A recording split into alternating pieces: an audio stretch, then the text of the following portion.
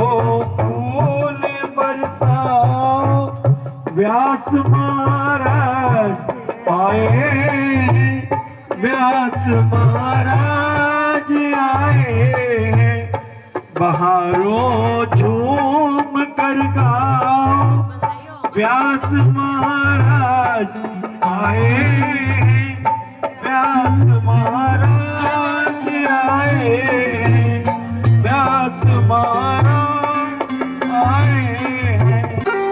बोलिए बांके बिहारी लाल की, बोलिए व्यास जी महाराज। सभी भक्तों से अनुरोध, अपना स्थान ग्रहण कीजिए। बच्चों दे कम तेनू वाजा लावांगे, तेनू वाजा मारांगे, लोड़ पई ते मंगांगे, नित शुक्र मनावांगे। ये लोड़ पई ते मंगांगे, नित शुक्र मनावांगे। जे लोड़ पई ते मंगांगे, नित शुक्र मनावांगे। जय हो, ताली और हाथ से।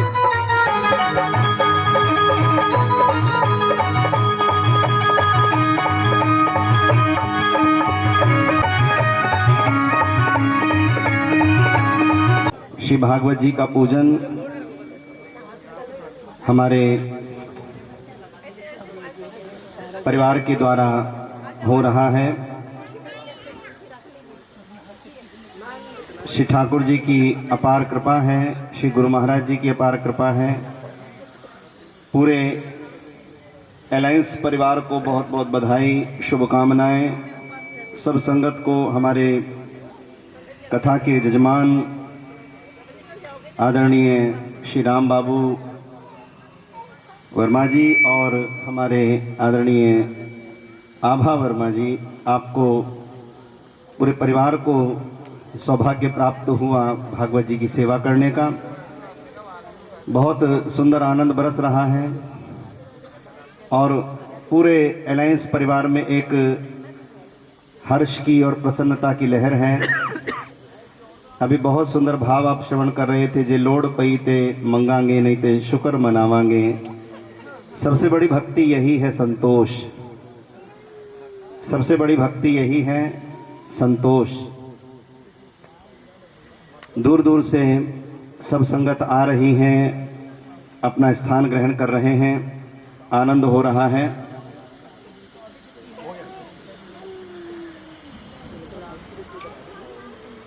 तिलक वंदन करके आप सभी अपना स्थान ग्रहण करेंगे। और मैं देख रहा हूं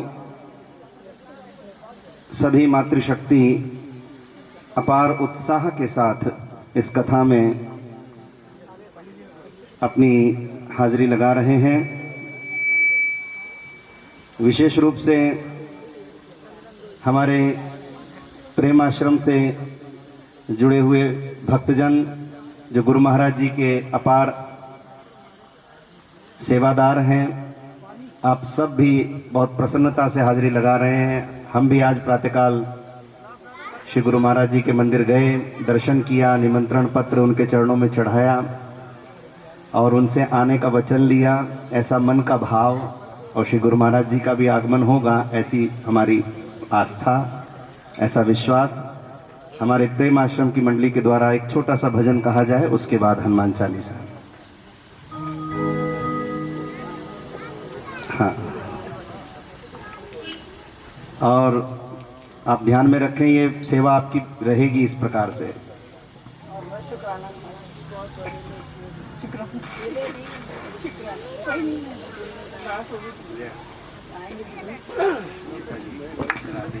श्री गुरु महाराज की जय। प्रथमे गुरु जी को वंदना, द्वितीय आदि गणेश, तृतीय सिमरो शारदा, मेरे कंठ करो परवेश। बोलिए श्री गुरु महाराज की जय। बोल बांके बिहारी लाल की जय। राधा रानी सरकार की जय। अपने अधरों की बंसी बना ले, मेरे मोहन मुझे अपना ले, अपने अधरों की बंसी बना ले, मेरे मोहन मुझे अपना ले, दीवानी मैं हूँ तेरी, दीवानी मैं हूँ तेरी, जय हो दीवानी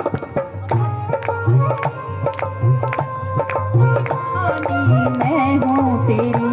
अपने अधरों की बंसी बना ले, अपने अधरों की बंसी बना ले, मेरे मोहन मुझे अपना ले, मेरे मोहन मुझे अपना ले, दीवानी मैं हूँ तेरी, दीवानी मैं हूँ तेरी, जय हो दीवानी मैं हूँ तेरी, दीवानी मैं हूँ तेरी।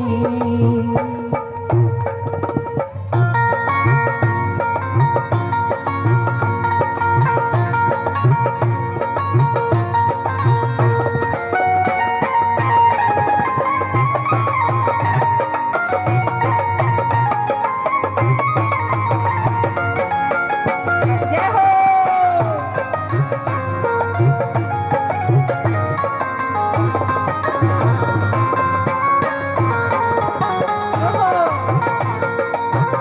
श्री राधे।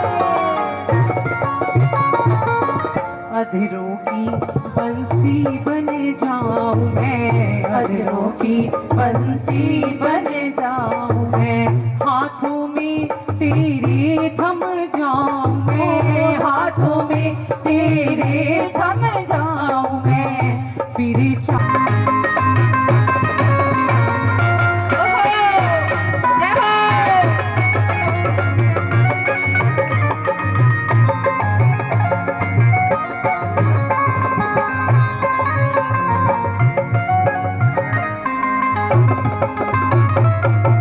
जन्म जन्म की प्यासी हूँ मैं, जन्म जन्म की प्यासी हूँ मैं, दर्शन की अभिलाषी हूँ मैं, दर्शन की अभिलाषी हूँ मैं, चाहे जितने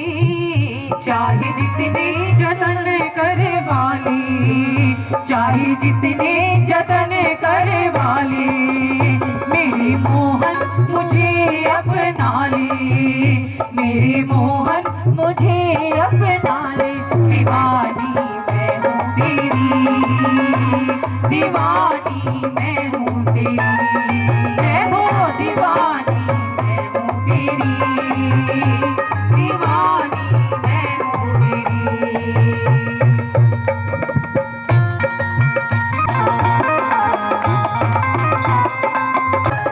जय श्री राधे।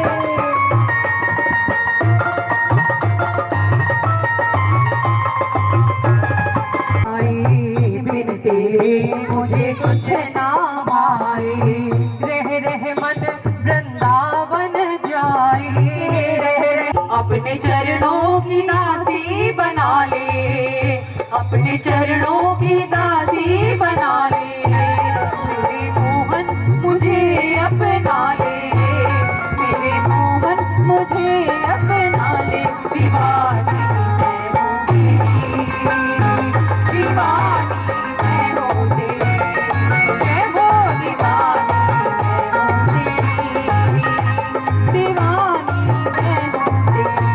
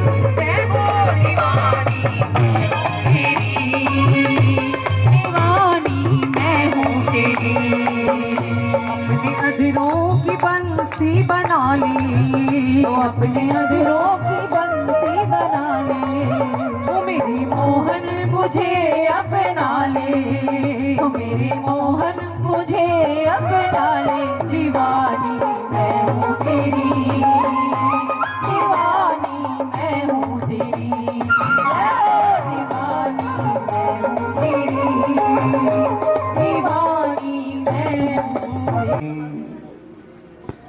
जय जय श्री राधे, जय जय श्री राधे श्याम। सत्य सनातन धर्म की जय, भारत माता की महादेव। बोलो भागवत भगवान की जय।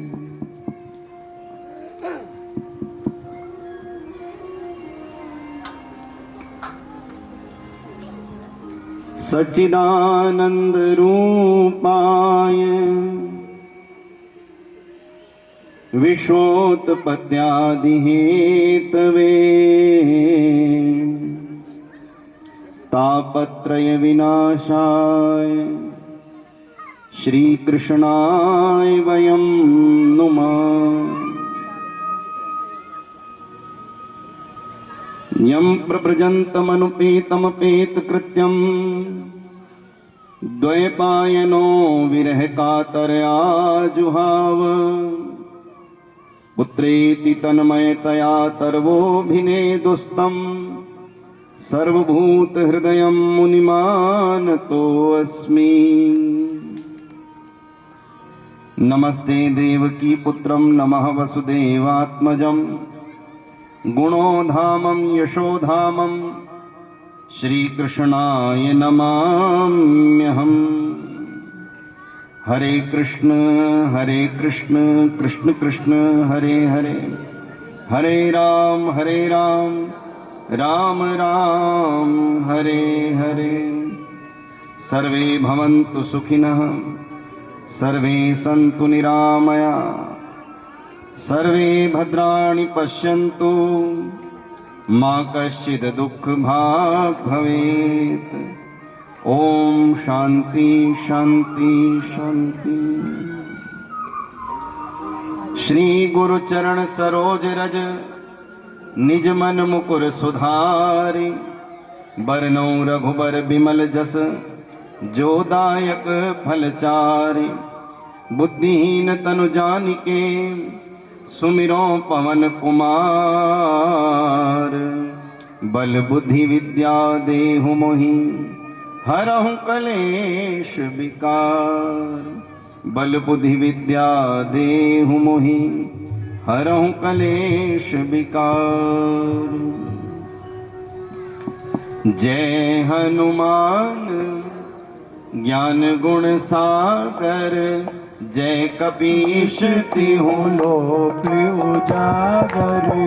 रामदूत अतुलित बल धामा, अंजनी पुत्र पवन सुत नामा।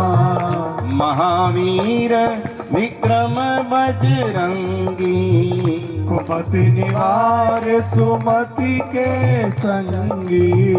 कंचन बरन बिराज सुबेसा, कानन कुंडल कुंचित केसा।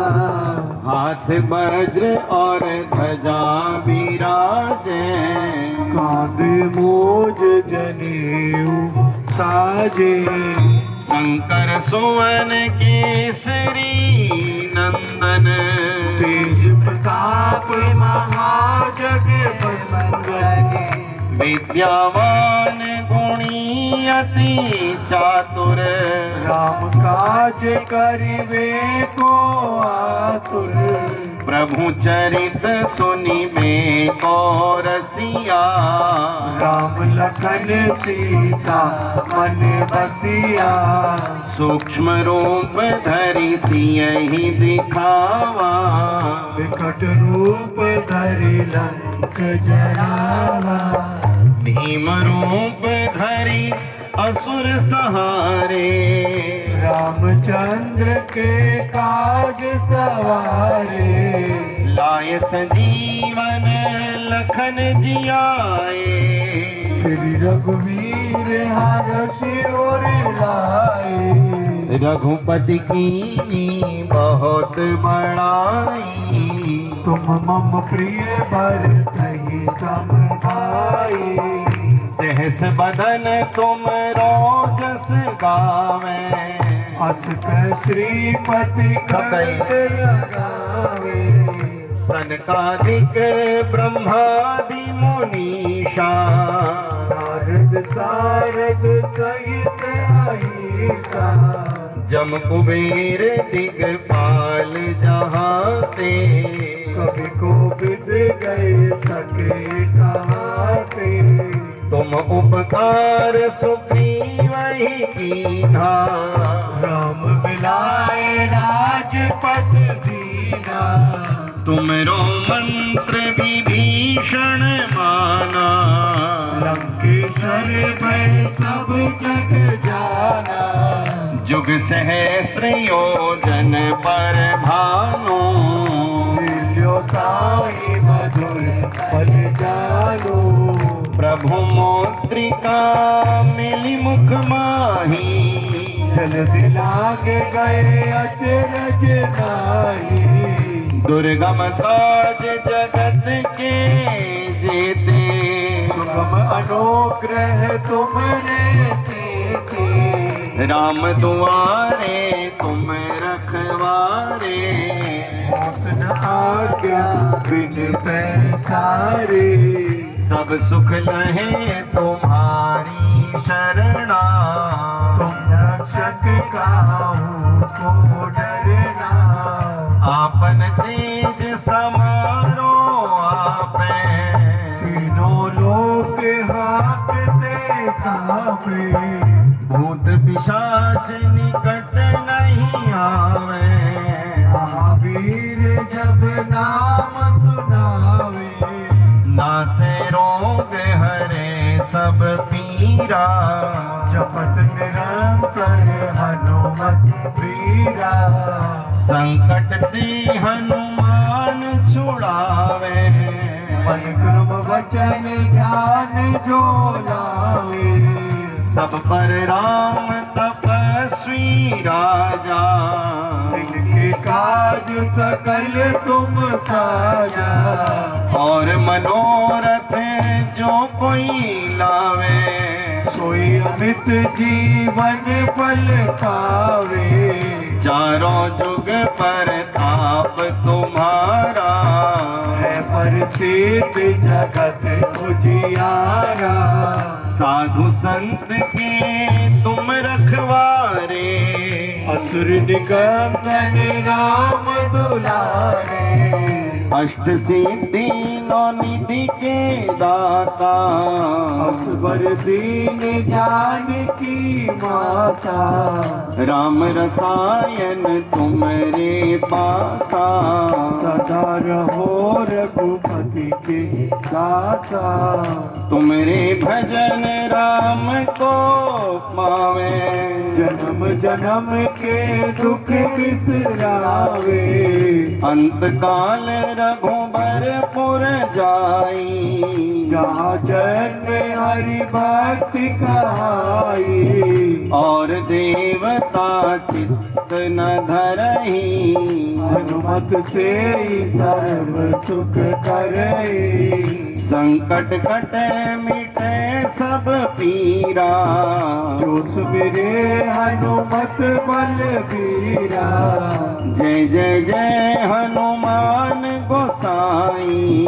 कृपा करहु गुरुदेव की नाई। जो शत बार पाठ कर कोई। छूटई बांध महासुख होई। जो यह पढ़े हनुमान चालीसा।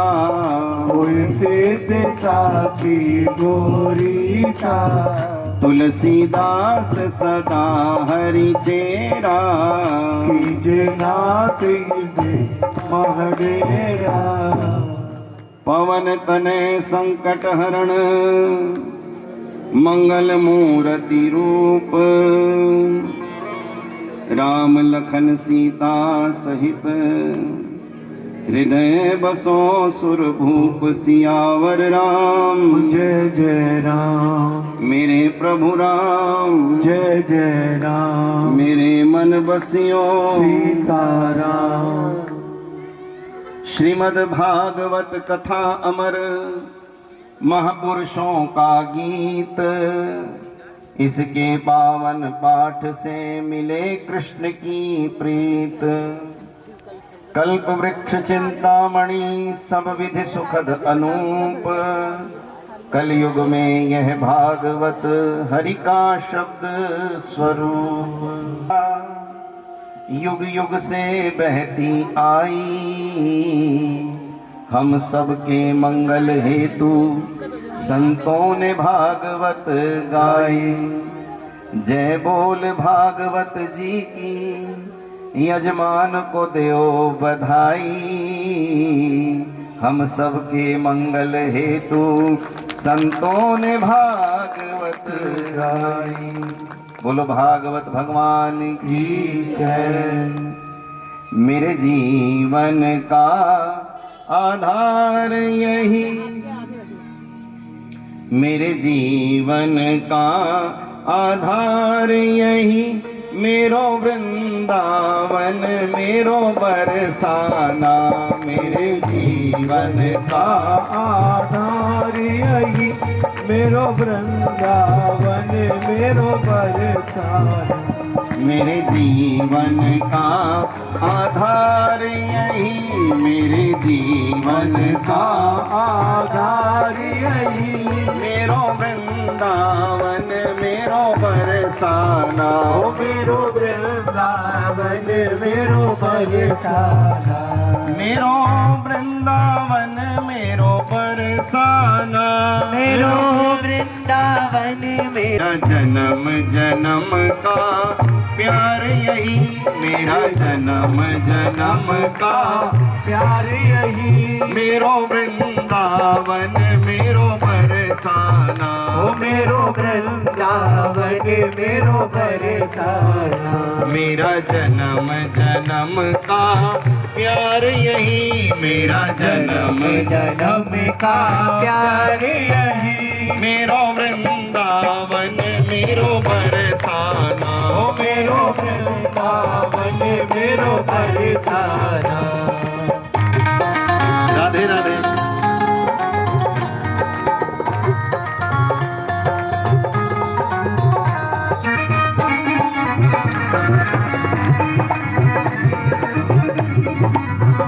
दोनों हाथ ऊपर करके भाव से।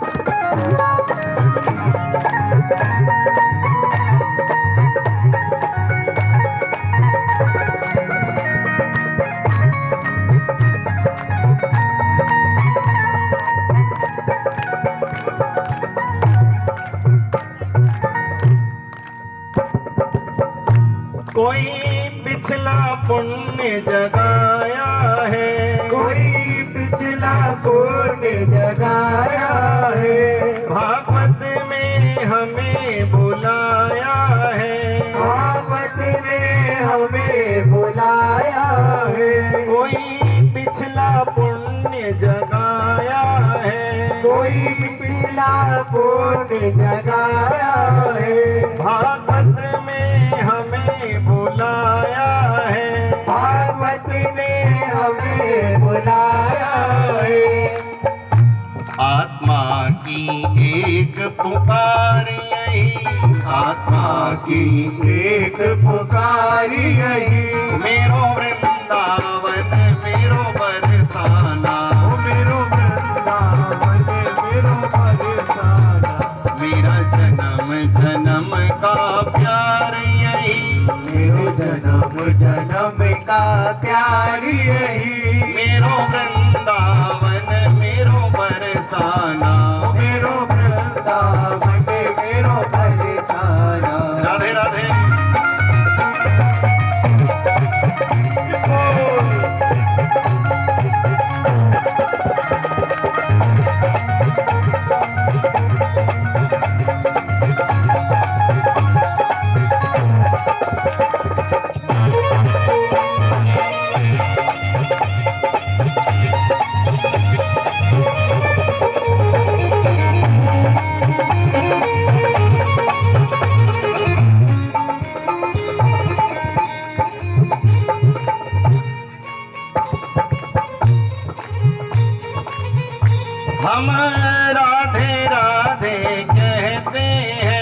हमें राधे राधे कहते हैं। आँखों से आंसू बहते हैं, आँखों से आंसू बहते हैं। हम राधे राधे कहते हैं, हमें राधे राधे कहते हैं। आँखों से आंसू बहते हैं, आँखों से आंसू बहते हैं। मेरी सांसों का श्रृंगार यही, मेरी सांसों का श्रृंगार यही, मेरी सांसों का श्रृंगार यही, मेरी सांसों का श्रृंगार यही। मेरो वृंदावन मेरो बरसाना, मेरो वृंदावन मेरो बरसाना।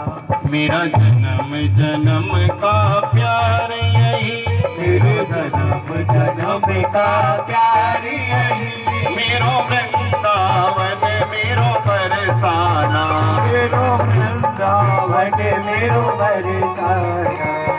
राधे राधे।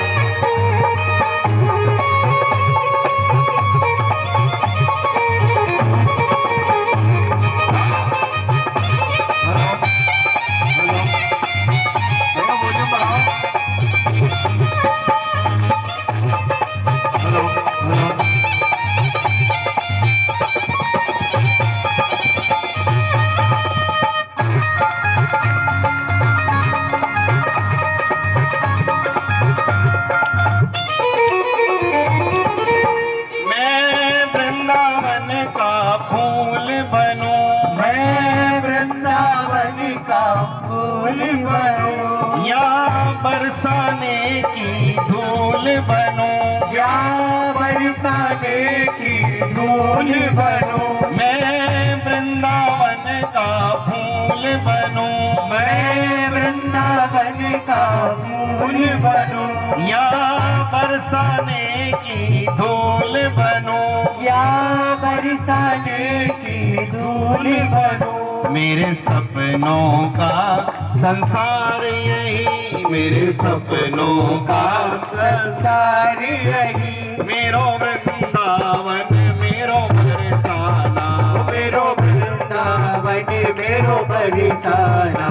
मेरा जन्म जन्म का प्यार यही, मेरा जन्म जन्म का प्यार यही। मेरो वृंदावन मेरो बरसाना, मेरो वृंदावन मेरो बरसाना। श्री राधे। दोनों हाथ ऊपर करके तालियां।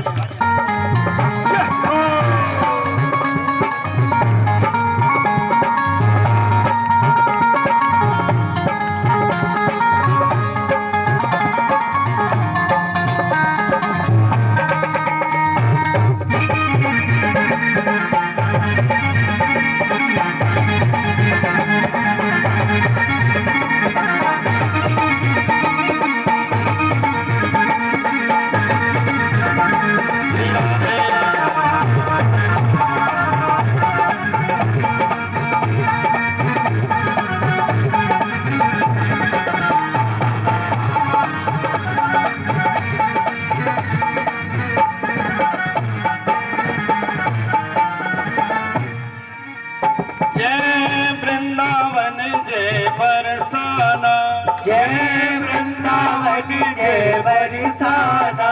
राधा प्यारी प्यारे कान्हा, राधा प्यारी प्यारे कान्हा। जय वृंदावन जय बरसाना, जय वृंदावन जय बरसाना। राधा प्यारी प्यारे कान्हा, राधा प्यारी प्यारे कान्हा। है अमृत की रसधार यही, है अमृत की रसधार यही। मेरो वृंदावन मेरो बरसाना, मेरो वृंदावन मेरो बरसाना। मेरो वृंदावन मेरो बरसाना, मेरो वृंदावन मेरो बरसाना, मेरो वृंदावन मेरो बरसाना।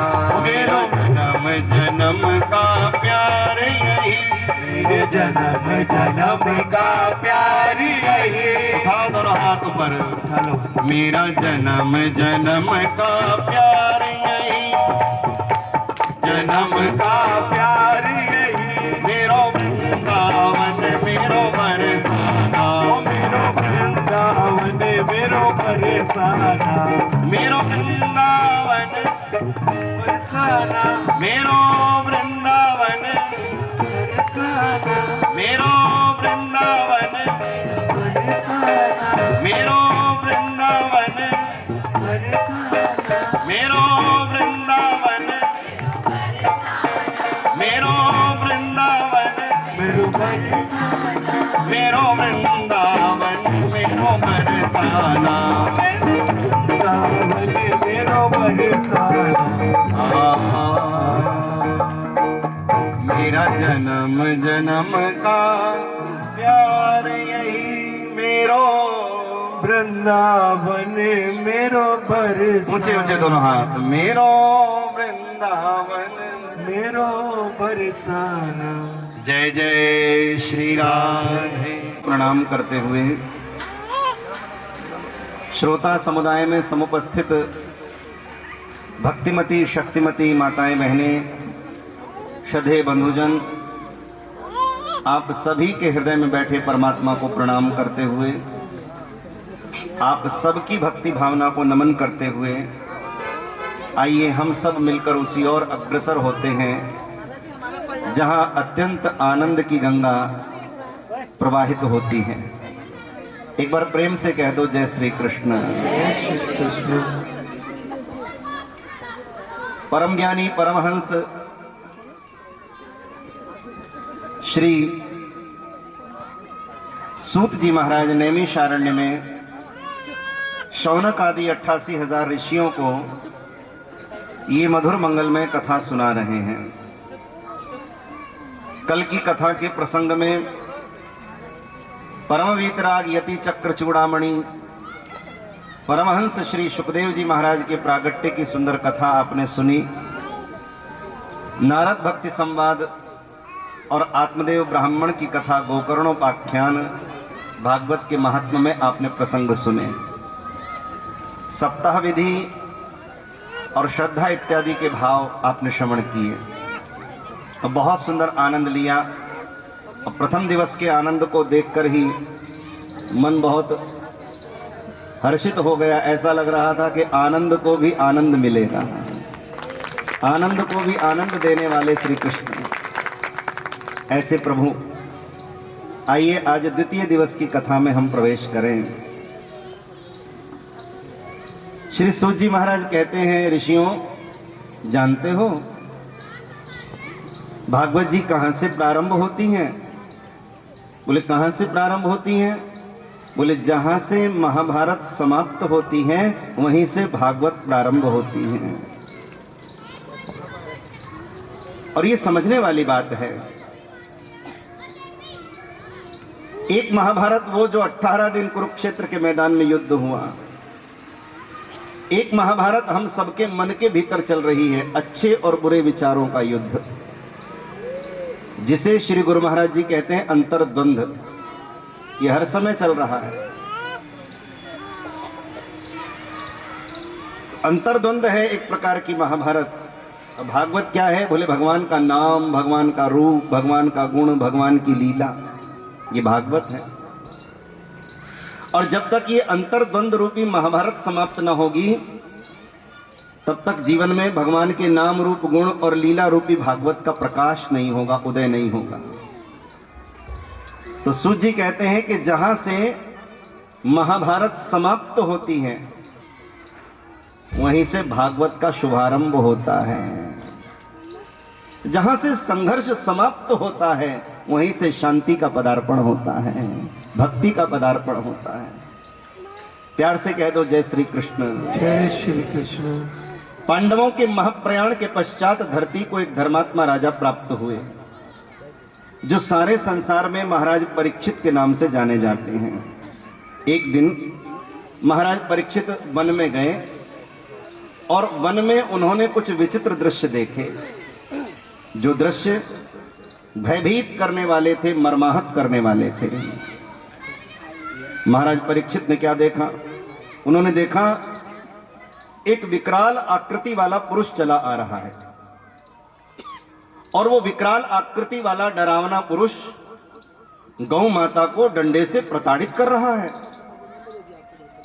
और उन्होंने देखा कि एक बूढ़ा बैल जिसके 3 पांव जीर्ण शीर्ण हो चुके हैं, बस एक ही पांव के सहारे वह अपने शरीर को आगे बढ़ाने की, सरकाने की चेष्टा कर रहा है। ये सब दृश्य महाराज परीक्षित ने देखे और जब ये देखा कि गौ माता को ये व्यक्ति डंडे से प्रताड़ित कर रहा है तो उन्हें बहुत बुरा लगा और उन्होंने उसी समय उसे दंडित करने के लिए अपने तरकस से बाण निकाल लिया और उसे दंड देने ही वाले थे तो मन में भाव आया कि एक बार पहले इसका परिचय पूछ लूं, तू कौन है? कहीं ऐसा ना हो कि भगवान की ये कोई माया हो और अनजाने में मेरे हाथों अपराध हो जाए। तो महाराज परीक्षित ने कहा, रे दुष्ट, तू गौ माता को डंडे से प्रताड़ित कर रहा है, तेरा अपराध क्षमा करने योग्य नहीं है। निश्चित ही तू दंड का अधिकारी है। दंड पाने से पहले जरा ये बता, तेरा परिचय क्या है, तू कौन है? जब उस विकराल आकृति वाले ने ये सुना तो वे हाथ जोड़कर और दीनवत शरणम गतः, दीन की भांति महाराज परीक्षित की चरण शरण में चला गया और कहने लगा, महाराज मुझे मारिए मत, मुझे मारिए मत, मुझे आप मार डालेंगे, प्रकृति का चक्र भंग हो जाएगा, समय की व्यवस्था भंग हो जाएगी, सृष्टि की व्यवस्था भंग हो जाएगी। बोले, कौन हो तुम? उसने अपना परिचय देते हुए कहा, महाराज मेरा नाम है कलयुग, सब प्रकार के पाप मेरे अंदर विद्यमान हैं, सब प्रकार के अवगुण मेरे अंदर विद्यमान हैं, बस एक ही गुण मेरे अंदर है और उस एक गुण के कारण ही मैं माधव का और संतों का प्रिय बना हुआ हूं। कभी कभी खोटा सिक्का भी काम आ जाता है। बोले, किस काम आता है? अरे बोले, मूल्य तो पूरा नहीं देगा पर संख्या तो पूरी कर ही देगा। एक बाप के 4 बेटे, 3 तो बहुत अच्छे, एक बिल्कुल बेकार निकम्मा, पिताजी ने उसे भी घर में रख रखा है। अरे बाबूजी, आपने इसे निकम्मे को घर में क्यों रख लिया? अरे बोले, ये संख्या पूरी कर देता है, कहने में आता है 4 बेटे हैं, वैसे तो किसी काम का नहीं है लेकिन कहने में तो आता है हमारे। तो कभी कभी कोई खोटा सिक्का मूल्य पूरा नहीं देता पर संख्या तो पूरी कर ही देता है। पानी गंदा भी हो, किसी उपयोग का नहीं है। अरे प्यास बुझाने के काम नहीं आएगा, लेकिन कहीं आग लग रही है तो आग बुझाने के काम तो गंदा पानी आ ही जाएगा। कलयुग ने कहा, महाराज मेरे अंदर सब प्रकार के अवगुण हैं, बस एक गुण है और उस एक गुण के कारण ही मैं माधव का और संतों का प्रिय बना हुआ हूं। बाकी तो अवगुण ही अवगुण हैं। और ध्यान देना, सतयुग में योग विज्ञान करने से प्राणी भवसागर से पार होता, त्रेता युग में विविध प्रकार के यज्ञ करने से प्राणी भवसागर से पार होता, और द्वापर युग में विधि विधान से भगवान की पूजा करने से प्राणी भवसागर से पार होता, और कलयुग में कुछ भी नहीं कर पाता तो जैसे तैसे करके भगवान का नाम सिमरण करने मात्र से प्राणी भवसागर से पार हो जाता है। कलयुग केवल नाम आधारा, सुमिर सुमिर नर उतर ही पारा। इसलिए महापुरुषों ने कह दिया कि विश्वास करो, कलयुग सम युग आन नहीं, जो नर कर विश्वास। इस चतुर्युगी में कलयुग के समान दूसरा युग नहीं है। बोले क्यों? बोले बाकी युगों में जो कल्याण बहुत परिश्रम से होता था, कलयुग में वो सहज है। भगवान के नाम सुमिरन से, नाम संकीर्तन से प्राणी भवसागर से पार हो जाता है। इतनी नाम की महिमा है। सतयुग में मनुष्य की आयु होती थी 1,00,000 वर्ष। पाप बढ़ा, मनुष्य की आयु घटी। क्योंकि पाप का भोजन क्या है? बोले पाप का भोजन है मनुष्य की आयु। पाप मनुष्य की आयु को क्षीण करता है। एक शून्य कम हो गया, त्रेता युग आया और त्रेता युग में मनुष्य की आयु रह गई 10,000 वर्ष। सतयुग में 1,00,000 वर्ष, त्रेता युग में 10,000 वर्ष। और पाप बढ़ा, एक शून्य और कम हो गया। द्वापर युग आया, द्वापर में मनुष्य की आयु रह गई 1,000 वर्ष। और कलयुग में तो पाप ही पाप सर्वत्र फैला हुआ है। भगवान ने देखा कि इतना लंबा जीवन कैसे जिएगा, तो करुणा निधान ने करुणा करके एक शून्य और कम कर दिया और कलयुग में मनुष्य की आयु रह गई मात्र 100 वर्ष। तो 60, 70, 80 वर्ष में ही संसार से प्राणी चला जाता है, उसमें तो एक ही शून्य है। और भागवत जी आदि ग्रंथों में लिखा हुआ है कि जैसे जैसे कलयुग अपने चरम पर पहुंचेगा, अपनी पूर्णता पर पहुंचेगा, तो ये एक शून्य भी समाप्त हो जाएगा और मनुष्य की आयु रह जाएगी 7, 8, 9 वर्ष। 7, 8, 9 वर्ष में ही वो पैदा हो जाएगा, जीवन की यात्रा करेगा और जगत से चला जाएगा। गृहस्थ आश्रम जैसी संस्था देखने को भी नहीं मिलेगी। अभी तो गृहस्थी में बहुत कुछ बचा हुआ है, धर्म बचा हुआ है, संस्कार बचा हुआ है, आदर्श बचे हुए हैं, परंपराएं बची हुई हैं, बहुत कुछ अभी सुरक्षित है भगवान की कृपा से।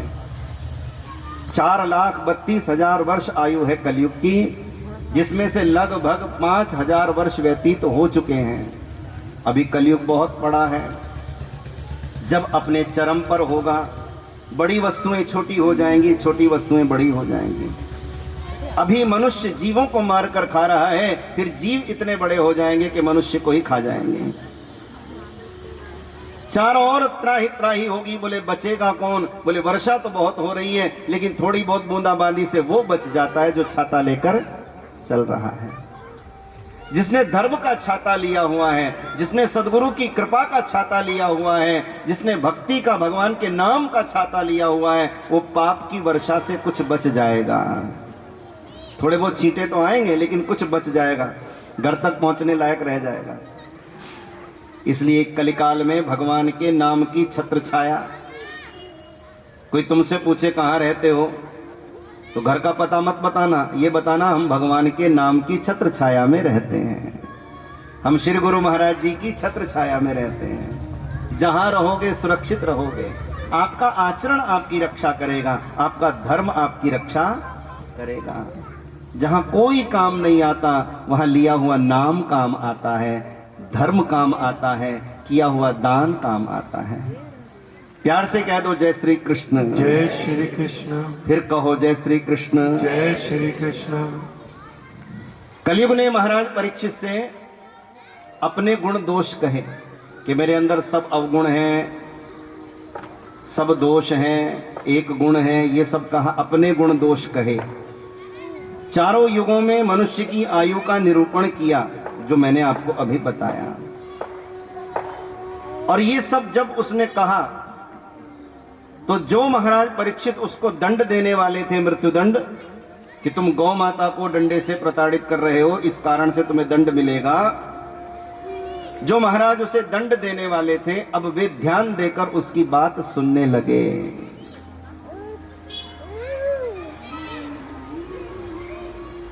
और फिर विचार करके महाराज परीक्षित ने कहा कि कलयुग, तुम पाप के पर्याय बन गए हो, गंदगी के पर्याय बन गए हो। एक काम करें, बोले क्या गंदगी सब जगह ना फैले, तो उसके लिए कुछ स्थान नियुक्त कर दे, भाई यहां कूड़ा डालो, सब जगह तो स्वच्छ रहेगी। तो ऐसे ही तुम सब जगह न फैलो, कलयुग हो, पाप तुम्हारे अंदर बहुत है, पाप सब जगह न फैले, इसलिए तुम्हारे रहने की कुछ जगह नियुक्त कर देता हूं, तुम वहां रहो। और राजा को अधिकार है, किसको कहां रखना है, ये व्यवस्था बनाने का अधिकार राजा को है।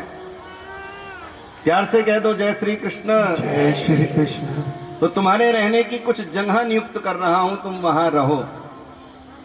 महाराज परीक्षित ने कलयुग को रहने के कुछ स्थान नियुक्त कर दिए। ध्यान से सुनना, कहां रहे?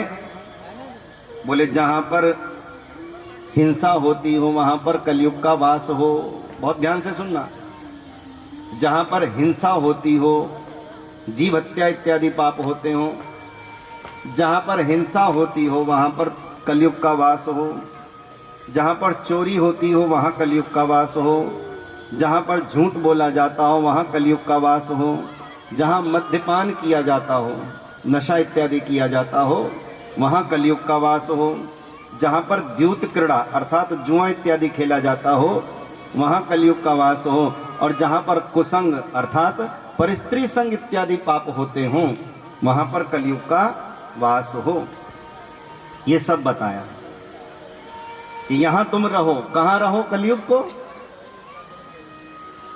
रहने के लिए? कहाँ कहाँ बताया? हिंसा, चोरी, झूठ, मद्यपान, धूत क्रीड़ा, कुसंग, यहाँ सब जगह तुम रहो।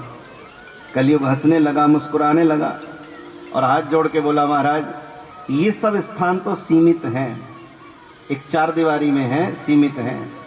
कोई चलायमान, गतिशील, स्वतंत्र स्थान मुझे प्रदान कीजिए। महाराज परीक्षित कहने लगे, एक और स्थान तुम्हें देते हैं। बोले कौन सा?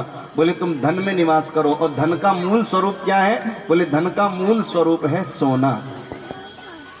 तुम सोने में निवास करो। उसी समय अवसर मिल गया। कलयुग ने विचार किया, महाराज कह रहे हैं सोने में निवास करो, इससे बढ़िया मौका कहाँ मिलेगा? तुरंत महाराज के ही मुकुट में आकर बैठ गया। बोलो राधे राधे राधे राधे। महाराज के ही मुकुट में आकर के, स्वर्ण मुकुट में आकर के वो कलयुग बैठ गया। इस पूरे प्रसंग में बहनों दो घटनाएं घटी। कौन कौन सी दो घटनाएं घटी? ध्यान देना। पहले तो कलयुग दीन की भांति परीक्षित महाराज की शरण में गया, और जब उन्होंने आश्रय दे दिया तो उनके सिर पे चढ़ के बैठ गया। कलयुग में यही होगा, जिसे भी आप शरण दोगे, जिसे भी आप आश्रय दोगे, वही आपके सिर का दर्द बन जाएगा, वही सिर पे चढ़ के बैठ जाएगा और फिर सोचेगा मेरे बिना तो इनका काम ही नहीं चलेगा, मैं हूं तो ये हो रहा है। वही तुम्हारे दुख का कारण बन जाएगा। कभी कभी मालिक के लिए नौकर दुख का कारण बन जाते हैं। अहंकार आ जाता है, हमारे बिना तो मालिक को कोई पूछेगा ही नहीं, उसका काम ही नहीं चलेगा। जब काम मांगने आते हैं तो बड़ा गिड़गिड़ाते हैं, और जब कुछ समय बीत जाता है तो वही अपनी मनमर्जी करने लगते हैं। अरे भैया तुमने तो सिर में दर्द कर दिया। फिर मालिक भी कहता है, महाराज जी सब सहना पड़ता है, इनके बिना कहाँ काम चलता है, आप बताओ। कभी कभी अपने बच्चे सिर पे चढ़ जाते हैं, उनकी भी चार बातें सहनी पड़ती हैं और अपने जीवन को निकालना पड़ता है, समय को काटना पड़ता है। कभी कभी समाज में इस प्रकार की परिस्थितियां देखने को मिलती हैं, जिसको भी आश्रय दो वही आगे चलकर कभी कभी दुख का कारण बन जाता है। कलयुग में यही होगा, पहले लोग शरण मांगेंगे, पैरों में गिरेंगे, और जब तुम आश्रय दे दोगे तो वही सिर पे चढ़ के बैठ जाएंगे, तुम्हारे दुख का कारण बनेंगे। उसे परिवार के स्तर पे देख लो, व्यापार के स्तर पे देख लो, समाज के स्तर पे देख लो, देश के राष्ट्रीय अंतर्राष्ट्रीय स्तर पे देख लो, धर्म में देख लो, राजनीति में देख लो, सब जगह यही दुर्दशा है। प्यार से कह दो जय श्री कृष्ण, फिर कह दो जय श्री कृष्ण, एक बार और कह दो जय श्री कृष्ण। महाराज परीक्षित के ही स्वर्ण मुकुट में आकर के वह कलयुग बैठ गया। अब महाराज परीक्षित वो नहीं सोच रहे जो उन्हें सोचना चाहिए, अब तो वे वो सोच रहे हैं जो कलयुग उनको प्रेरित कर रहा है। उसी समय महाराज परीक्षित तृषावंत हुए। तृषावंत अर्थात प्यास से व्याकुल, प्यास से व्याकुल हुए। इधर उधर देखने लगे, कहीं भी जल नजर नहीं आया, एक ध्वजा नजर आई, झंडा नजर आया। दिशा बोध करते करते वहां पहुंचे जहां वो ध्वजा लगी हुई थी। अरे ये तो बड़ा रमणीय आश्रम है, किसी मुनि महात्मा का आश्रम लगता है। हाँ हाँ, ये शमीक मुनि का आश्रम है। शमीक मुनि यहाँ तपस्या कर रहे हैं। और महाराज ने दूर से देखा तो मन में सोचा कि इस महात्मा ने मुझे आते देख लिया होगा, इसलिए जानबूझकर आंखें बंद करके बैठ गया। सोचा होगा महाराज आ रहे हैं, बहुत सी दक्षिणा मेरे चरणों में चढ़ा के चले जाएंगे, प्रभावित होंगे मुझे पूजा करते देखकर।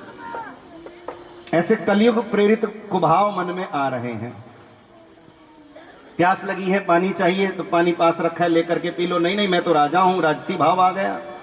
जब तक राजकीय शिष्टाचार से तुम हमें पूछोगे नहीं तब तक हम पानी पीने वाले नहीं है।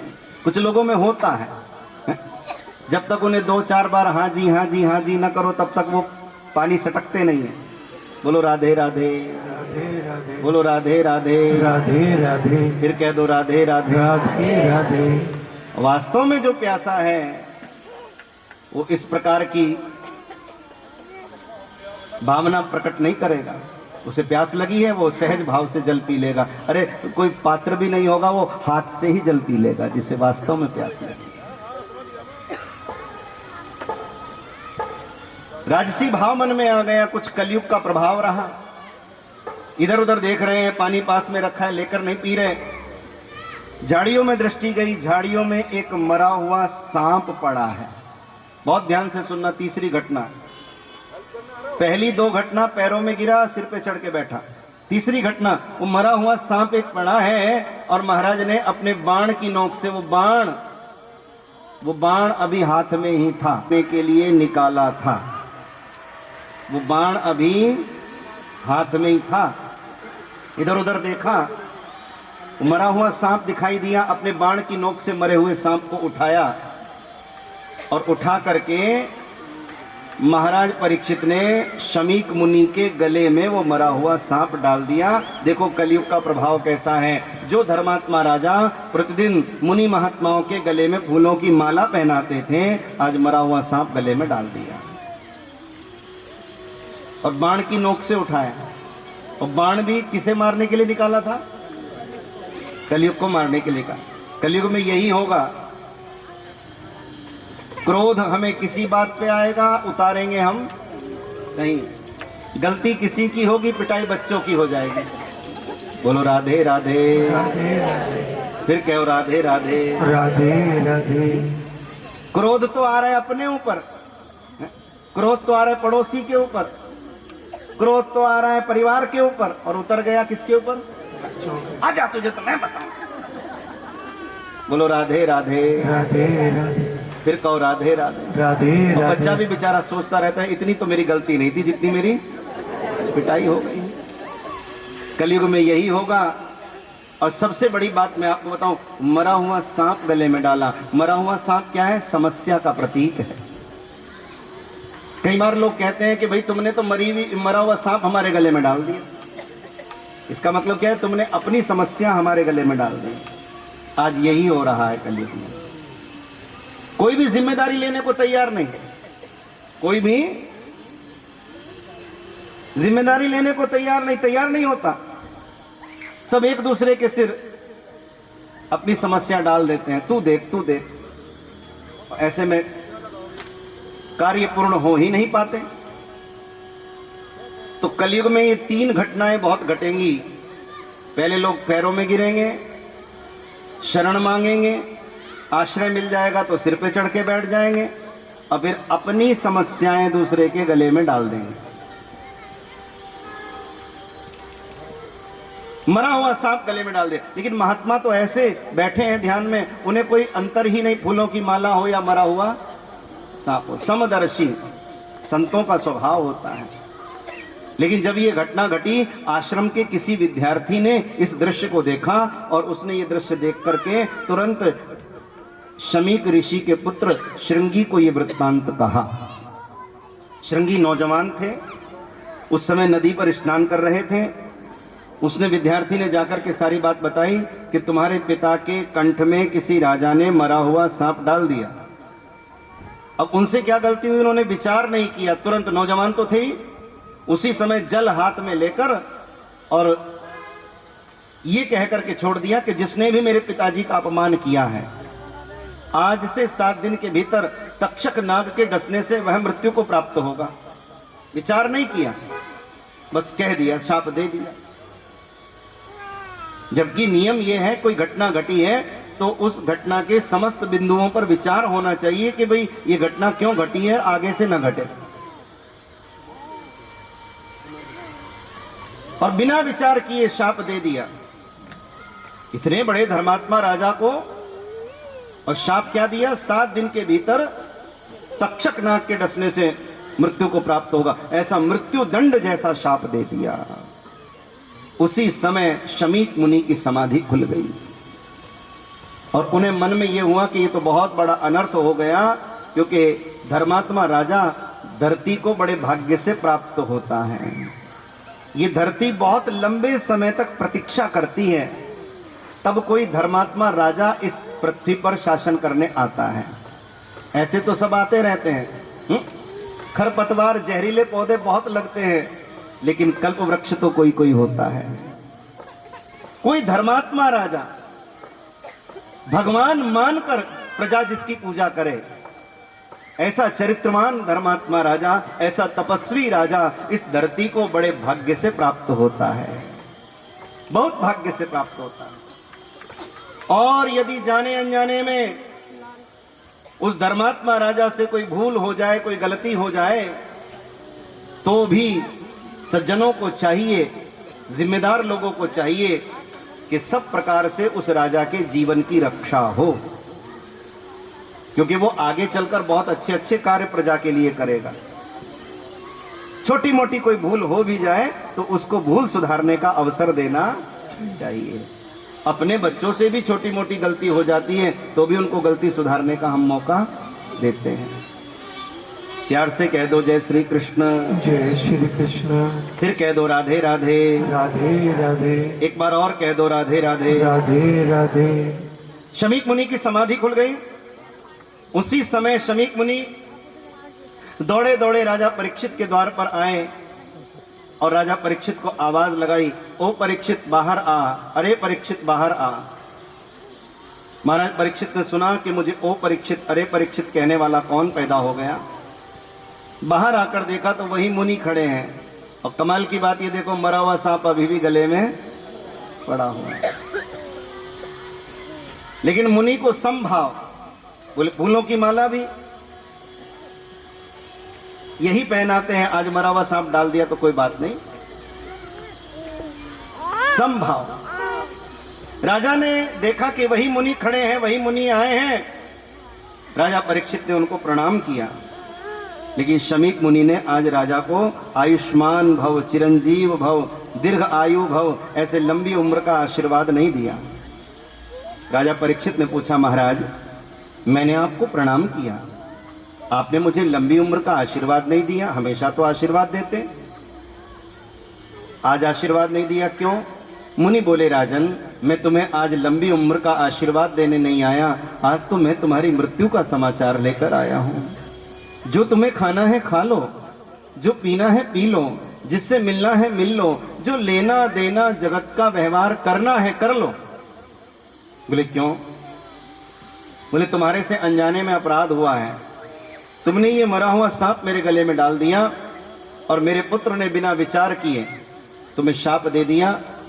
अब तुम्हारे पास 7 दिन हैं, इन 7 दिनों में तुम अपने लोक परलोक को संवार भी सकते हो, और इन्हीं 7 दिनों में तुम भयंकर दुख उठाकर मृत्यु को प्राप्त भी हो सकते हो। निर्णय तुम्हें करना है। और ऐसा लगता है जैसे ये परीक्षित की कथा नहीं, ये हमारी अपनी कथा है, क्योंकि हम सबके पास 7 ही दिन है, 8वां दिन किसी के पास नहीं है। यही 7 दिन बार बार घूम करके आते हैं। बस इन्हीं 7 दिनों में हमें करना है जो कुछ करना है। समय उतना ही है। बड़े बड़े ऋषि मुनि महात्मा आए, बड़े बड़े अवतार आए, महापुरुष आए, उनके पास भी यही 7 दिन थे, और हम लोग हैं, हमारे पास भी ये 7 ही दिन हैं। कुछ लोग इन 7 दिनों में ऐसा जीवन जीते हैं कि सबके लिए प्रेरणा बन जाते हैं, और कुछ लोग ऐसा जीवन जीते हैं कि कोई नाम लेना पसंद नहीं करता। लोग कहते हैं अच्छा हुआ मर गए, धरती का बोझ कम हुआ। जीवन है सोने का प्याला, इसका कुछ भी कर ले। महात्माओं ने समझाया जिंदगी क्या है। जीवन है सोने का प्याला, इसका कुछ भी कर ले, चाहे तो इसमें अमृत भर ले और चाहे इसमें जहर भर ले। प्याला तुम्हारे हाथ में है, क्या भरना है ये तुम्हारे ऊपर निर्भर करता है। कोई उस प्याले में जहर भर के पी रहा है और कोई उस प्याले में अमृत भर के पी रहा है। ये जीवन तो सोने का प्याला है। इन्हीं 7 दिनों में कोई मुनि महात्मा संत ऋषि मुनि हो जाते हैं, कोई देशभक्त हो जाते हैं, कोई क्रांतिकारी हो जाते हैं, कोई वीर वीरांगनाएं हो जाती हैं, और कोई विषय विकार में पड़कर जीवन नष्ट करने वाले धुंधकारी भी हो जाते हैं। 7 दिन से बढ़कर किसी के पास नहीं। शमीक मुनि ने कहा, राजन तुम्हारे पास 7 दिन है, मैं तो तुम्हें मात्र सावधान करने आया था। संत क्या करते हैं? सावधान करते हैं। क्यों? चौकी पे बैठते हैं। आप कहाँ बैठते हो? जमीन पे बैठते हो। एक महात्मा जी हंस के कह रहे थे, भाई जो जमीन पे बैठे वो तो जमींदार, जो चौकी पे बैठे वो, और संत तो चौकीदार की ही भूमिका निभाते हैं। जैसे चौकीदार कहते हैं जागते रहो जागते रहो, ऐसे महात्मा कहते हैं उठ जाग मुसाफिर भोर भई, अब रैन कहाँ जो सोवत है, जो सोवत है सुखोवत है, जो जागत है सुपावत है। उठ नींद से अखियां खोल जरा, अपने प्रभु से तू बोल जरा, ये प्रीत करन की रीत नहीं, प्रभु जागत है तू सोवत है। भगवान जाग रहे हैं, तुझे जगा रहे हैं और तू सोया पड़ा है, कैसे कल्याण होगा? शमीक मुनि ने राजा परीक्षित को जगाया, उनकी आत्मा को झकझोरा।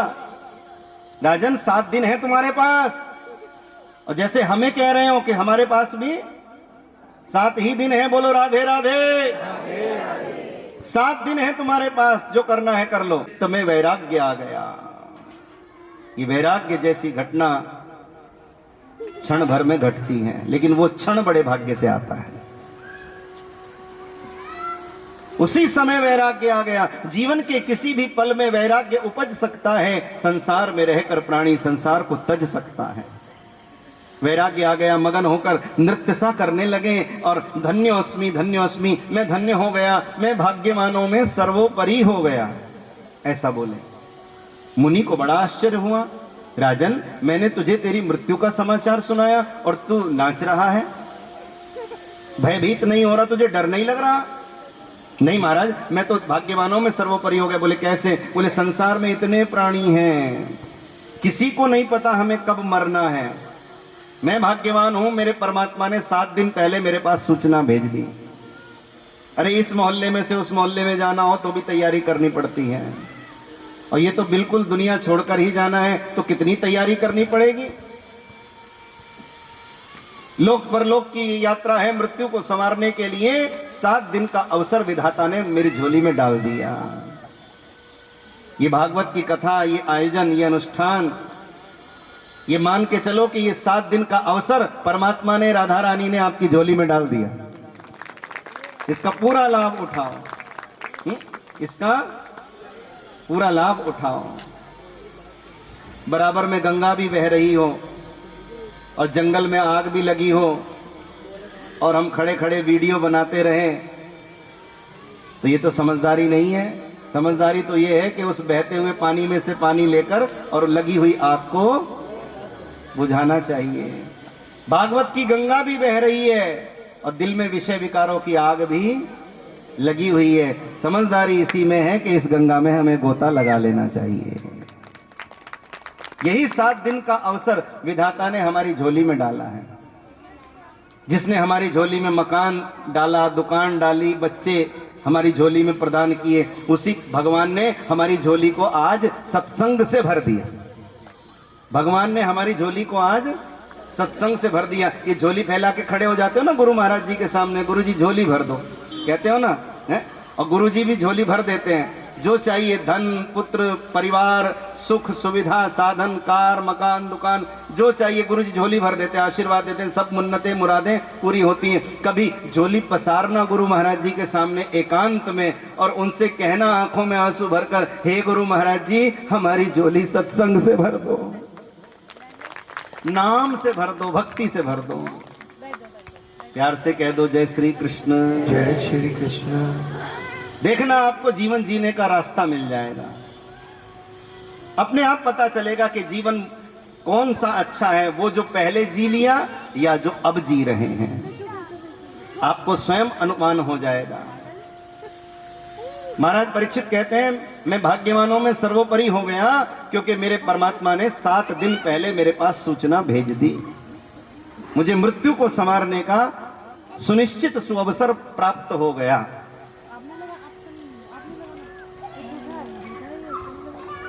एक उदाहरण मैं आपको दूं, बोलो राधे राधे। राधे राधे। ध्यान से सुनना। एक व्यक्ति था, वो इमली के पेड़ के नीचे बैठा विष्णु भगवान नारायण भगवान की भक्ति कर रहा था। नारद जी वहां से गुजरे। नारद जी ने देखा इमली का पेड़ नीचे बैठा भगवान की भक्ति कर रहा है। तो नारद जी दौड़े दौड़े विष्णु भगवान के पास गए। हे नारायण, एक भक्त बेचारा इमली के पेड़ के नीचे बैठा आपकी भक्ति कर रहा है, जल्दी उसे दर्शन दो। भगवान ने कहा अभी उसे जाकर कह दें कि 1000 साल मेरे पास मिलने का समय नहीं है। लाइन बहुत लंबी है, सूची बहुत लंबी है, समय नहीं है।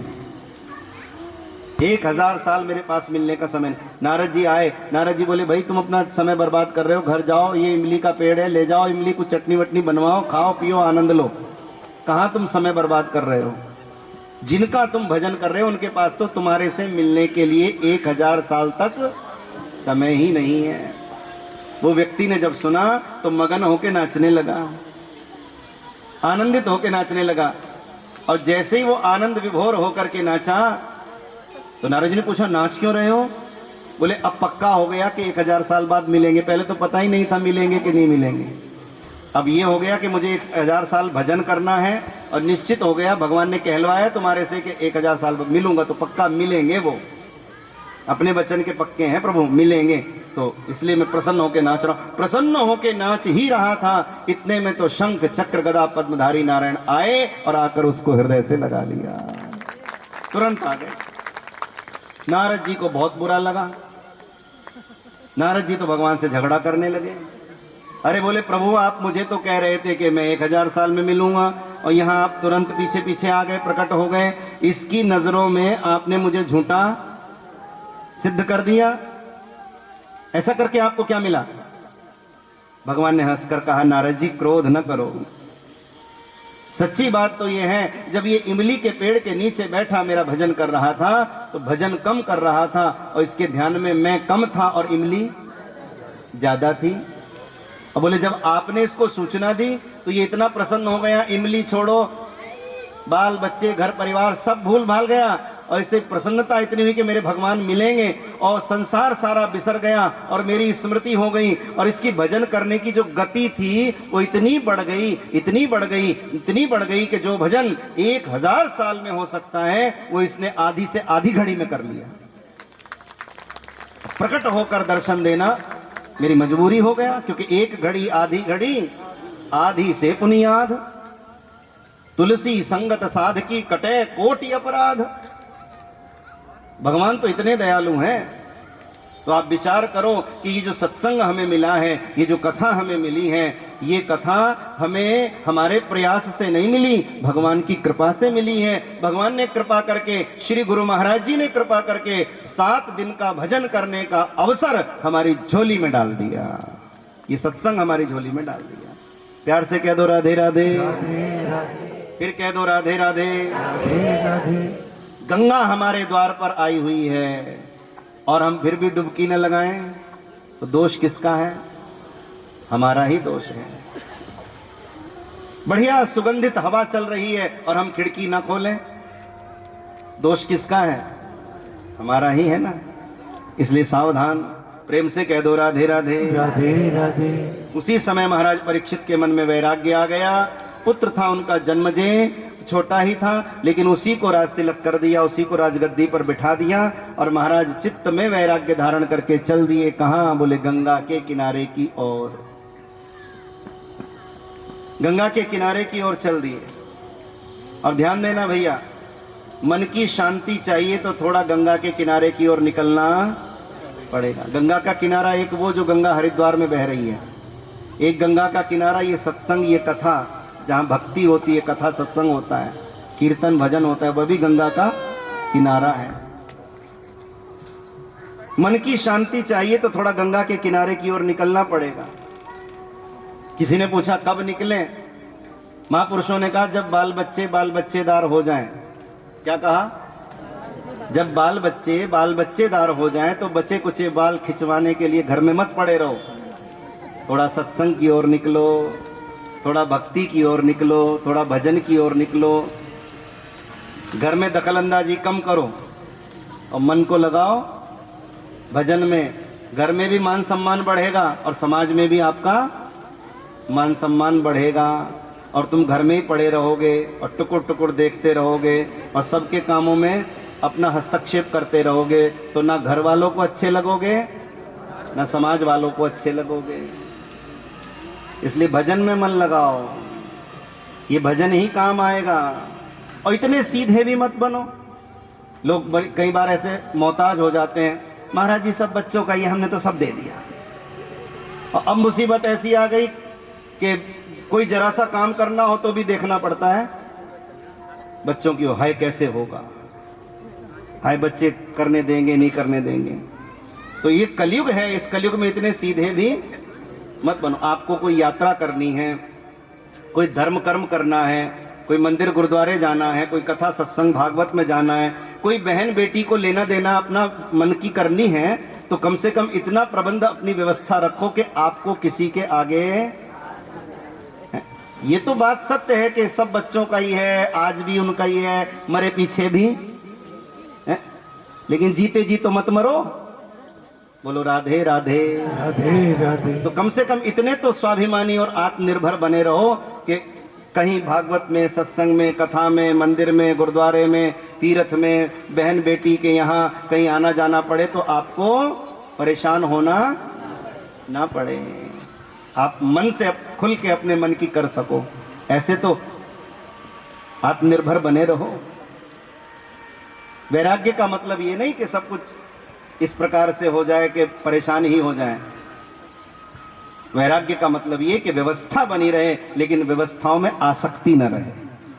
व्यवस्थाओं में आसक्ति न रहे, एक व्यवस्था बनी रहे, एक प्रभाव बना रहे, लेकिन उनमें आसक्ति ना हो, मेरेपन का भाव ना हो। सूर्य भगवान तो रोज आते हैं, कोई हमें जल चढ़ाए ठीक है, नहीं चढ़ाए तो भी ठीक है। ऐसा जीवन हमें जीना चाहिए। महाराज के मन में वैराग्य आ गया, गंगा के किनारे की ओर चल दिए। मैंने बताया गंगा का किनारा क्या, एक गंगा जी जो बह रही हैं हरिद्वार में वो, और एक गंगा का किनारा घर के आसपास मंदिर, कथा, सत्संग है सब। हम दूर दूर तो जाते हैं, महाराज जी हम नहीं कथा में आएंगे। मैं कि क्यों, हमारी टिकट है। बोले कहाँ की टिकट है? बोले हमारी बहुत दूर किसी मंदिर का नाम लिया, वहां जा रहे हैं। अच्छी बात है, जाओ दर्शन करो, लेकिन अपने गली मोहल्ले के मंदिर में भी दर्शन करने जाया करो। अपने घर के आसपास कथा सत्संग हो उसमें भी रुचि लिया करो। कई लोग कहते हैं हम तो अपने गुरु जी की कथा में जाते हैं, हम नहीं किसी की कथा में जाते हैं। इसका अर्थ यह है कि अभी आपने सच्चे अर्थों में सत्संग को समझा ही नहीं है। जो सच्चा गुरु का प्यारा होगा वो ऐसी बात मन में नहीं लाएगा, भेदभाव मन में नहीं लाएगा। उसे तो खुशी होगी, कहीं भी पता लगेगा कथा सत्संग हो रहा है वो दौड़ा दौड़ा जाएगा। मन की शांति चाहिए तो गंगा के किनारे की ओर निकलना ही पड़ेगा। गंगा का किनारा, ये सत्संग, मुक्ति का घाट, ये सत्संग। महाराज परीक्षित आ गए गंगा के किनारे। कहाँ पहुँचे? बोले गंगा के किनारे शुक्रताल में, जिनकी कथा मैं कल आपको सुना रहा था, वही शुक्रताल धाम। वो वही शुक्रताल जहाँ पर व्यास नंदन श्री सुखदेव जी प्रकट हुए। हमारे उत्तर प्रदेश में मुजफ्फरनगर जिला में ये शुक्रताल धाम है। 5000 साल पुराना वो पेड़ आज भी है जिस पेड़ के नीचे कथा सुनाई थी। कभी उस पर पतझड़ नहीं आता, बहुत तोते उस पर रहते हैं, निवास करते हैं, और उस वृक्ष को स्वर्ग का कल्प वृक्ष भी प्रणाम करता है। मैंने एक दोहा लिखा कि शुक्रताल के वृक्ष को नमन करे सुरलोक, जहां पढ़े सुखदेव जी भागवत जी के श्लोक। ऐसा वो शुक्रताल धाम। बोलो श्री शुक्रताल धाम की जय। बोलो गंगा मैया की जय। बोलो श्री सुखदेव जी महाराज की जय। परीक्षित जी महाराज आए गंगा के किनारे शुक्रताल में, और अचानक से उनको दर्शन हुए। किनके? श्री सुखदेव जी महाराज के दर्शन हुए। वही सुखदेव जी जिनके जन्म की कथा कल आपने श्रवण करी। ये वही सुखदेव जी हैं जिनके जन्म की कथा कल आपने श्रवण करी। श्री सुखदेव जी प्रकट हुए। ऐसे वीतराग महात्मा, इन्हें संसार में आने की जरूरत नहीं, फिर भी आए। क्यों? हमारे लिए, हमारा कल्याण करने के लिए, फिर भी जगत में आए। ऐसे श्री सुखदेव जी महाराज का दर्शन हुआ। परीक्षित के मन से आवाज आई, क्या आवाज ये आई कि परीक्षित अभी तो ये महात्मा यहाँ नहीं थे और अभी यहाँ प्रकट होकर दर्शन दे रहे हैं। इसका अर्थ क्या है? इसका अर्थ ये है कि परमात्मा ने मेरे कल्याण के लिए इनको यहाँ भेजा है, मेरे उद्धार के लिए, मेरे कल्याण के लिए भगवान ने इनको यहाँ भेजा है। सुखदेव जी आकर के विराजमान हुए और महाराज परीक्षित ने उनको प्रणाम करके अपने मन की बात कही कि हे गुरुदेव, मुझे बताइए, लंबी लंबी ज़्यादा भूमिका नहीं, सीधे सीधे प्रश्न किया, क्योंकि जिसके पास 7 दिन है बस मृत्यु सिराहने आकर खड़ी हो गई है, वो लंबी भूमिका कहाँ बनाएगा। सीधे कह दिया, क्या गुरुदेव मुझे ये बताइए कि जिसे 7 दिन में मर जाना है उसे क्या करना चाहिए? प्यार से कह दो राधे राधे। राधे राधे। जिसे 7 दिन में मर जाना है उसे क्या करना चाहिए? सुखदेव जी बोले, राजन, जगत की कल्याण की कामना से तुमने अत्यंत उत्तम प्रश्न किया है। अब उसी प्रश्न का उत्तर सुनो। तुमने पूछा जिसे 7 दिन में मर जाना है उसे क्या करना चाहिए, अर्थात मृत्यु जिसके सिराहने आकर खड़ी हो गई है उसे क्या करना चाहिए? बोले उसे माधव में मन लगाना चाहिए, अर्थात कछुए की तरह आचरण करना चाहिए। जैसे संकट का समय जानकर कछुआ सावधान हो जाता है, अपने कोमल कोमल अंग अपने कवच के अंदर समेट लेता है, ऐसे मृत्यु रूपी संकट सिर पर है तो हमें बहिर्मुखी से अंतर्मुखी होकर माधव में मन लगाना चाहिए। संसार को बहुत देख लिया, अब नेत्र बंद करके भीतर बैठे ठाकुर जी को देखने की कोशिश करनी चाहिए। संसार की बातें बहुत सुन ली, अब इन कानों से गोविंद की कथा सुननी चाहिए। दुनिया की निंदा चुगली बहुत कर ली, अब इस वाणी से गोविंद के गुणों का कीर्तन करना चाहिए। बहिर्मुखी से अंतर्मुखी होकर माधव में मन लगाना चाहिए। राजा ने पूछा, माधव में मन लगाने का साधन क्या है? गुरुदेव बोले, माधव में मन लगाने का साधन है माधव की कथा। माधव की कथा के बिना माधव में मन नहीं लग सकता। माधव की कथा के बिना माधव में मन नहीं लग सकता। भगवान की कथा के द्वारा ही भगवान में मन लगता है। तो इतने बड़े राजा परीक्षित एक महात्मा के चरणों में झोली पसार करके बैठ गए। गुरुदेव, यदि माधव में मन लगाने का साधन माधव की कथा है तो कृपया मेरी झोली में मुझे वो कथा प्रदान करें, मुझे वो कथा प्रदान करें। और सुखदेव जी कथा कहने ही वाले थे, आवाज आ गई, रुको रुको रुको रुको रुको, ठहरो ठहरो ठहरो ठहरो। क्या आवाज आई? रुको रुको ठहरो ठहरो। कौन थे ये? देवता। सुधा कुंभ लेकर, अमृत का कलश लेकर आ गए और कहने लगे, गुरुदेव, परीक्षित को जो आप कथामृत पिला रहे हो वो हमें पिला दो, और हम अमृत लेके आए हैं, ये अमृत परीक्षित को पिला दो, विनिमय कर लो हमारे साथ। सुखदेव जी ने डांटा, सौदेबाजी से तो कथा नहीं मिलेगी, कथा तो श्रद्धा से मिलेगी। कैसे मिलेगी? श्रद्धा से। जिसके चित्त में श्रद्धा है वही ज्ञान का अधिकारी है। हमारी रसोई में बर्तन तो बहुत हैं, दूध का बर्तन तो अलग ही होता है। जैसे खटाई लगे बर्तन में दूध नहीं ठहरता, इसी प्रकार से कपट से भरे हुए मन में कथा नहीं ठहरती, सत्संग नहीं ठहरता। इसलिए मन को निष्कपट निश्चल बनाना पड़ेगा, तब इस मन में कथा ठहरेगी। तो ये कह रहे हैं, अमृत ले लो, कथा अमृत दे दो। सुखदेव जी ने डांटा, कहां कथा, कहां सुधा, कहां कांच का टुकड़ा, कहां महामणि। कांच का टुकड़ा महामणि की बराबरी नहीं कर सकता। ऐसे संसार के ये पदार्थ, ये अमृत इत्यादि, ये कथा के सुख की बराबरी नहीं कर सकते। ना विनिमय से नहीं मिलेगी, ये तो श्रद्धा से मिलेगी। कथा सौदेबाजी से नहीं मिलेगी, ये तो श्रद्धा से मिलेगी। जब इस प्रकार से डांटा तो देवताओं की बात समझ में आई, और उसी समय ब्रह्मा जी ने सत्यलोक में तराजू बांधकर देखा। हड़बड़ा गए वो तो। ऐसा भागवत में क्या है जो भागवत के लिए इन्होंने अमृत भी छोड़ दिया? अमृत, जिस अमृत के लिए इतना परिश्रम किया जाता है। प्यार से कह दो जय श्री कृष्ण। जय श्री कृष्ण। फिर कह दो जय श्री कृष्ण। जय श्री कृष्ण। फिर कह दो जय श्री कृष्ण। जय श्री कृष्ण। ऐसा भागवत में क्या है जो इस भागवत के लिए इन्होंने अमृत का भी परित्याग कर दिया। जल्दबाजी में ब्रह्मा जी ने सत्य लोक में, अपने लोक में तराजू बांध करके देखा, तुला बांध करके देखा, और उस तुला के एक पलड़े में रखी भागवत जी, एक पलड़े में रखी सम्मान सहित भागवत जी, और दूसरे पलड़े में रखा क्या? संसार के सुख सुविधा साधन सब रख दिए तमाम। और परिणाम क्या हुआ? परिणाम ये हुआ कि संसार के सब सुख सुविधा, स्वर्ग अपवर्ग के सुख सब हल्के पड़ गए और भागवत जी का पलड़ा भारी हो गया। भागवत का पलड़ा भारी हो गया।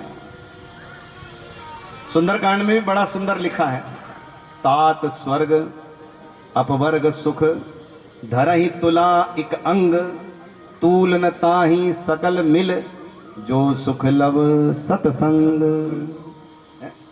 जो सुख भागवत में मिलता है वो करोड़ों की कोठियों में बैठ के नहीं मिल सकता, गद्दे पे बैठ के नहीं मिल सकता, एसी में बैठ के नहीं मिल सकता। वो मन की शांति तो भगवान के चरणों में बैठकर ही मिल सकती है। कथा के, सत्संग के, मुक्ति के घाट पर बैठकर ही मिल सकती है। प्यार से कह दो जय श्री कृष्ण। जय श्री कृष्ण।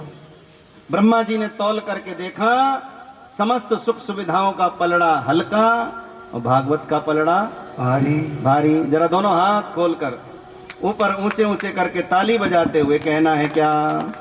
मैंने तौल के देखा शाम निकला तेरा पलड़ा भारी। मैंने खोल के देखा शाम निकला तेरा पलड़ा भारी। दोनों हाथ ऊपर, नीचे नहीं करने, ये सब कंधे के दर्द सब ठीक हो जाएंगे। दोनों हाथ। अभी बहन जी कह रही थी हमारा पलड़ा भारी है, कहीं चुनाव में से आई हो क्या? दोनों हाथ ऊपर करके। मैंने तौल के देखा शाम निकला तेरा पलड़ा भारी। मैंने खोल के देखा शाम निकला तेरा पलड़ा भारी। मैंने तौल के देखा शाम निकला तेरा पलड़ा भारी। मैंने खोल के देखा शाम निकला तेरा पलड़ा भारी। तेरे चरण कमल ना छोड़ूं चाहे छूटे दुनिया सारी। तेरे चरण कमल ना छोड़ूं चाहे छूटे दुनिया सारी। मेरे बाके बिहारी तेरा पलड़ा भारी। मेरे बाके बिहारी तेरा पलड़ा भारी। मेरे बाके बिहारी तेरा पलड़ा भारी। मेरे बाके बिहारी तेरा पलड़ा भारी। अच्छा दोनों हाथ ऊपर कर लो, ऐसे नहीं, ताली बजाते और कहना है क्या? मेरे साथ मिलके कहो। जब से देखा मुरली वाला चिंता करनी छोड़ दी। जब से देखा मुरली वाला चिंता करनी छोड़ दी।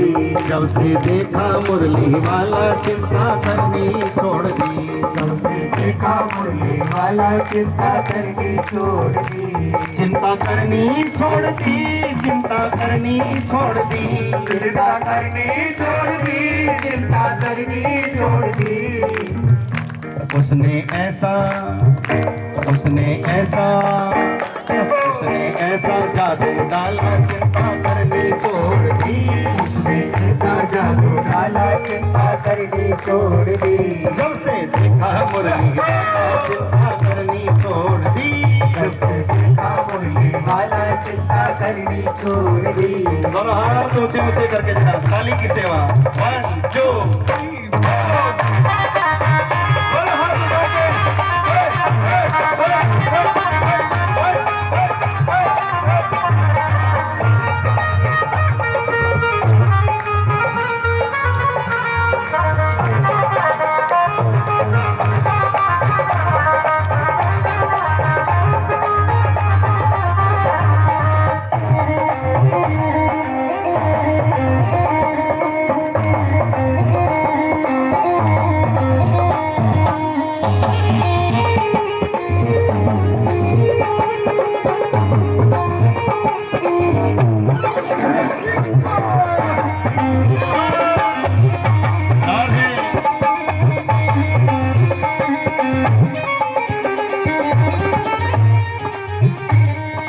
सास कहे हाजी, सासू बोली बावरी हो गई नंद कहे दीवानी। सास कहे तू बावरी हो गई नंद कहे दीवानी। सासू बोली बावरी हो गई नंद कहे दीवानी। सासू बोले बावरी हो गई नंद कहे दीवानी। लेकिन मेरे मन की दुविधा दुनिया ने ना जानी। लेकिन मेरे मन की दुविधा दुनिया ने ना जानी। लेकिन मेरे मन की दुविधा दुनिया ने ना जानी। लेकिन मेरे मन की दुविधा दुनिया ने ना जानी। मुझको मिल गया नंद का लाला चिंता करनी छोड़ दी। मुझको मिल गया नंद का लाला चिंता करनी छोड़ दी। जब से देखा जब से देखा मुरली वाला चिंता करनी छोड़ दी। जब से देखा नंद का लाला चिंता करनी छोड़ दी। और हाथ ऊपर करके जय हो तालियां।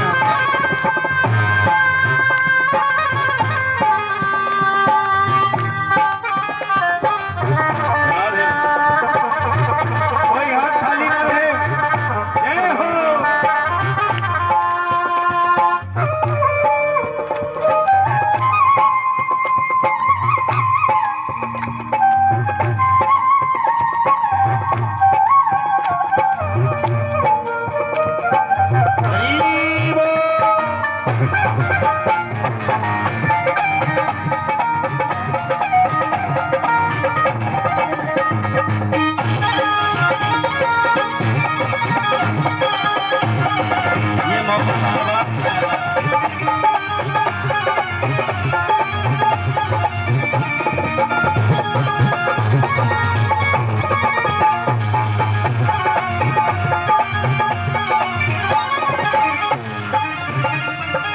राधे दोनों हाथ ऊपर।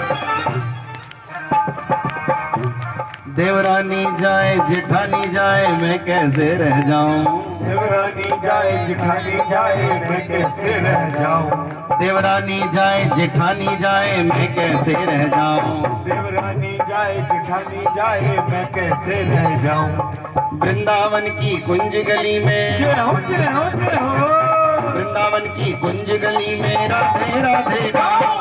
वृंदावन की कुंज गली में राधे राधे गाऊं। वृंदावन की कुंज गली में राधे राधे गाऊं। हाँ वृंदावन की कुंज गली में राधे राधे गाऊं। वृंदावन वृंदावन वृंदावन चली जाऊंगी मैं राधे राधे गाऊंगी। चली जाऊंगी मैं राधे राधे गाऊंगी। दोनों हाथ ऊपर करियो भैया ताली बजा के। वृंदावन चली जाऊंगी मैं राधे राधे गाऊंगी। वृंदावन चली जाऊंगी मैं राधे राधे गाऊंगी। हाँ जी वृंदावन चली जाऊंगी मैं राधे राधे गाऊंगी। वृंदावन चली जाऊंगी मैं राधे राधे गाऊंगी। हमारी आभा बहन जी क्या कह रही है। वृंदावन चली जाऊंगी ऐसे ऐसे। वृंदावन चली जाऊंगी मैं। नहीं नहीं वो नहीं कहना, तुम देखते रहिए, वो नहीं कहना। दोनों हाथ ये तो वही कह रही है, ऐसे थोड़ी मैंने कहा था। दोनों हाथ ऊपर करो। जय राधे राधे राधे राधे राधे राधे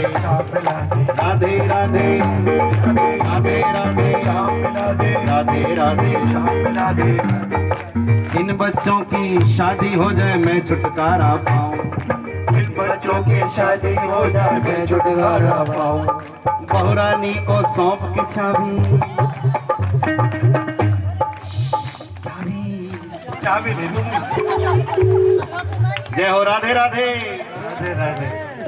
बहुरानी को संग में लेकर मैं वृंदावन जाऊं। वृंदावन वृंदावन वृंदावन वृंदावन वृंदावन चली जाऊं मैं राधे राधे गाऊं। वृंदावन चली जाऊंगी मैं राधे राधे गाऊंगी। मेरे बांके बिहारी तेरा पलड़ा भारी। मेरे बांके बिहारी तेरा पलड़ा भारी। मैंने तौल के मैंने तौल के देखा शाम निकला तेरा पलड़ा भारी। मैंने तौल के देखा शाम निकला तेरा पलड़ा भारी। तेरे चरण कमल ना छोड़ूं चाहे छूटे दुनिया सारी। तेरे चरण कमल ना छोड़ूं चाहे छूटे दोनों हाथ ऊपर करके कह दो, मेरे बाके बिहारी तेरा पलड़ा भारी। मेरे बाके बिहारी तेरा पलड़ा भारी। तेरे चरण कमल मेरे जीवन का बल। चरण कमल मेरे जीवन कमल। राधे राधे राधे। कोई हाथ ऐसा ना हो जो नीचे रह जाए।